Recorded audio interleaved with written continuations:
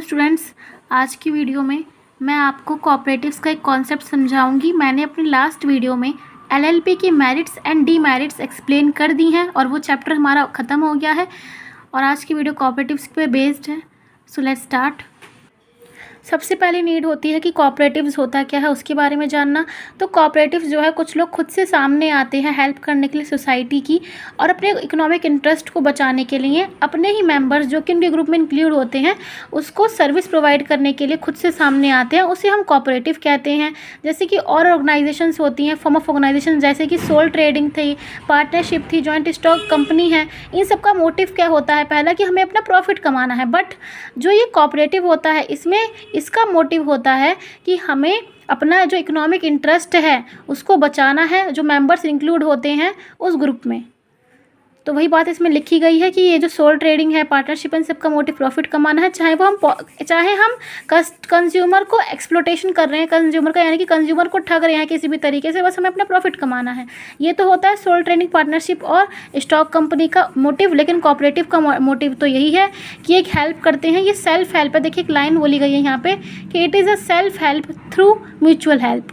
Mutual help यानी कि सबकी सहमति से जो हेल्प हो रही है उससे खुद की हेल्प करना। ठीक है, एक फ़िलॉसफी है, काफ़ी इंपॉर्टेंट लाइन है, उसको अंडरलाइन कर लीजिएगा आप भी। The philosophy behind cooperative movement is all for each and each for all. ठीक है, देन एक छोटी सी डेफिनेशन अगर आपको लर्न करनी है तो ये वाली लाइन बेस्ट है इसकी डेफिनेशन के लिए। It is a voluntarily association of persons who join together.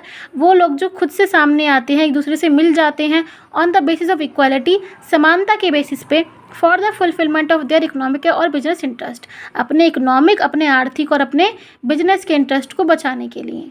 तो वो होती है कोऑपरेटिव। वो एसोसिएशन कौन सी होती है? कोऑपरेटिव। ठीक है, अभी जो कोऑपरेटिव्स है, कोऑपरेटिव का जो एक्ट लगा है, ये कौन से एक्ट के थ्रू लगा है? ये एक्ट लगा है हमारा the Indian cooperative act 1912 section 4। तो आप इसको अंडरलाइन कर लीजिए, ये एक प्लस पॉइंट है आपके एग्जामिनेशन के पॉइंट ऑफ व्यू से। देन आता है आपकी एक डेफिनेशन दे रखी है, अगर आपसे लर्न होती है, आपको समझ आ रही है, देन इट इज़ गुड। अगर नहीं आ रही है तो ये जो दो लाइन है इसकी डेफिनेशन के लिए काफ़ी बेस्ट हैं। अभी हमने बात करी कि कोऑपरेटिव का मीनिंग क्या होता है और कोऑपरेटिव किसको कहते हैं। एक बेसिक मीनिंग समझा हमने कोऑपरेटिव का, एक डेफिनेशन समझी। अब हम समझेंगे इसकी कैरेक्टरिस्टिक्स या फिर इसके प्रिंसिपल्स होते क्या हैं।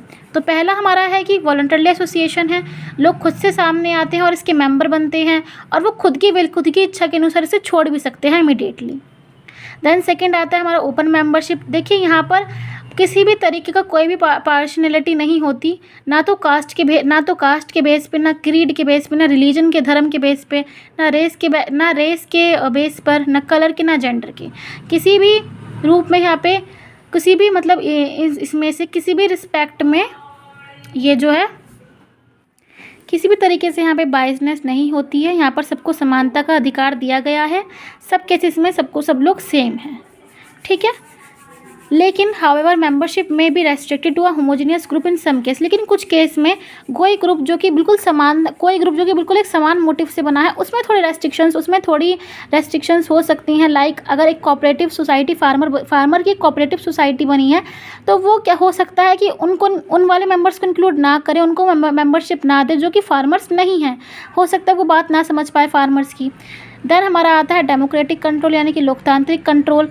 तो ये जो कोऑपरेटिव है ये करा जाता है, मैनेजिंग कमेटी इलेक्ट करती है मेंबर्स को। किस बेस पर? 1 मेंबर 1 वोट। हर किसी को वोट करने का अधिकार है, एक वोट करने का। उसके थ्रू हम अपने मेंबर्स को चुन सकते हैं और डेमोक्रेटिक कंट्रोल होता है यहाँ पे, यानी कि लोकतांत्रिक कंट्रोल होता है। देन आता है हमारा सर्विस मोटिव। इसमें जो मोटिव है, सबसे पहले हमें अपनी सोसाइटी को सर्व करना है। हमारे जो मेंबर हैं इंक्लूड उसमें कोऑपरेटिव सोसाइटी में, उनके इकोनॉमिक और बिजनेस इंटरेस्ट को बचाना है। यहाँ पे प्रॉफिट कमाना नहीं है, लेकिन यहाँ पर थोड़ा सा प्रॉफिट चाहिए होता है जनरली, ताकि हम अपने एडमिनिस्ट्रेटिव एक्सपेंसेस जो कोऑपरेटिव सोसाइटी में होने वाले हैं उसको कवर कर सकें। तो ये जो प्रॉफिट होता है ये जनरली कैसे कमाया जाता है? अपने गुड्स को नॉन मेंबर्स को बेच कर, जो कि हमारे मेंबर्स नहीं होते, उनको बेच कर उससे हम अपना प्रॉफिट अर्न कर सकते हैं। देन आता है हमारा कंपलसरी रजिस्ट्रेशन।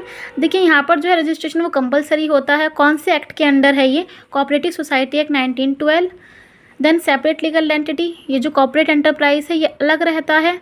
ये एक मतलब बॉडी कॉर्पोरेट है, यानी कि एक ऐसी एंटिटी है जो लीगली रजिस्टर्ड तो है लेकिन अपने मेंबर से अलग है, यानी कि खुद के नेम पर चलती है। देन आता है finance. The capital of a cooperative enterprise is provided by its member by purchasing share. जो कोऑपरेटिव एंटरप्राइज है उसको जो कैपिटल प्रोवाइड की जाती है, जो उसकी कैपिटल लागत होती है उसकी, वो शेयर्स को परचेज करके खरीद कर होती है। ठीक है। One member cannot subscribe to more than 10% of total share capital. एक मेंबर जो एक सदस्य है वो 10% से ज़्यादा कैपिटल को सब्सक्राइब नहीं कर सकता, 10% से ज़्यादा। ठीक है। देन हमारा इसमें आता है, ये वाला पॉइंट में आप ज़्यादा इंपॉर्टेंट है नहीं बेसिकली। देन आता है हमारा इक्विटेबल डिस्पोजल और surplus. The trading surplus earned by a cooperative society is utilise for several purposes. जो सरप्लस हम कमाते हैं कोऑपरेटिव सोसाइटी में वो काफ़ी सारे पर्पस के लिए यूज़ हो जाता है, यूटिलाइज कर लेते हैं हम उसको। A fixed rate of dividend not existing 10% can be paid upon the capital. जो एक फिक्स रेट होता है डिविडेंड का वो 10% कैपिटल पर पेड किया जाता है। देन हमारा आता है portion of the surplus not existing 10%। 10% से ज़्यादा का जो सरप्लस का पोर्शन होता है may be utilise for the general welfare. वो जनरल वेलफेयर के लिए मतलब लोकेलिटी अपनी सोसाइटी के प्रॉपर फंक्शनिंग के लिए, प्रॉपर काम के लिए, सोसाइटी के जनरल वेलफेयर सबके भले के लिए ये यूज़ किया जाता है। देन आता है हमारा गवर्नमेंट कंट्रोल।